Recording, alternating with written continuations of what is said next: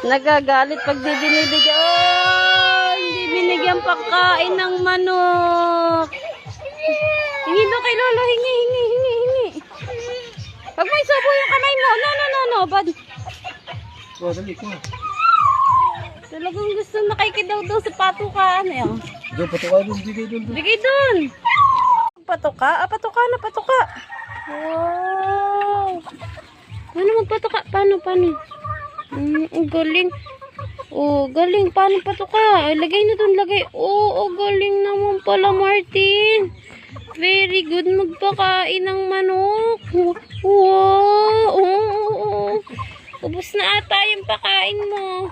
Dito naman sa kabila. Bigay mo doon. Doon, bigay mo naman dito, Martin. Dito naman.